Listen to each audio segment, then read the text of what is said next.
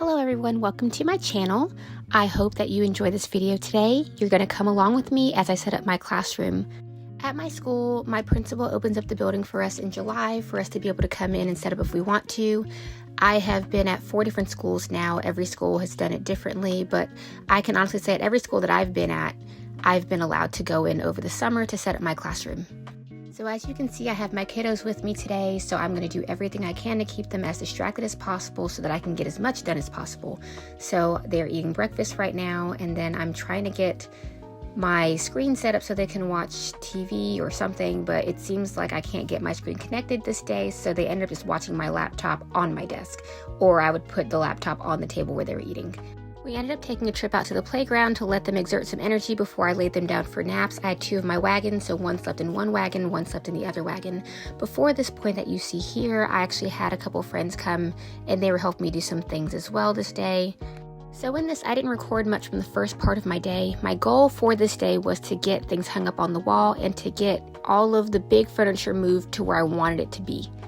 So I've been in the process of changing the theme of my classroom. We're going towards more of like a naturistic theme, eventually maybe more of like a fairy forest theme.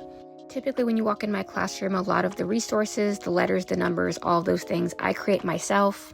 Eventually I would like to add this resource onto my Teachers Pay Teachers. So while I'm moving all this big stuff around, I'm just going to give you some context as to my history with moving classrooms. So I've moved this classroom about 8 times. I've moved it to 4 different schools, and I've also moved it within the schools to different classrooms. My first move was from being a Title I teacher to a 3rd grade teacher. So with Title I, you don't really have a classroom per se, but you share that room with other Title I or EIP teachers. I shared a room, moved my stuff into a classroom. 3rd grade was my first year in a classroom, and in this, I was in that room for the whole year.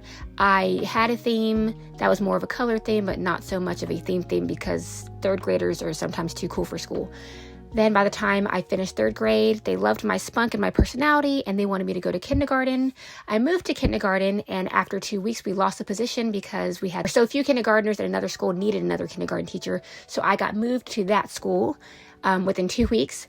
After I got there, I stayed within that classroom for a couple of years, and then we got a new teacher that we didn't want to put on the end, so I moved to the very end because I was a more seasoned teacher. And then after that, I found out that I was having baby Jace, moved my classroom to my first school district in Alabama, taught there for a year, but it was an hour from my house. We found out we were having Zoe that year, went ahead and found a school that was closer to home, moved my classroom there. And then once I moved my classroom there, I ended up staying there for a year and really needed to just come back to my home state where all of my family was. So I moved my classroom back. Currently, this is now me moving my classroom within the same school. I'm still in kindergarten, but all of the classrooms got shifted this year. So now I am in a new classroom at the same school.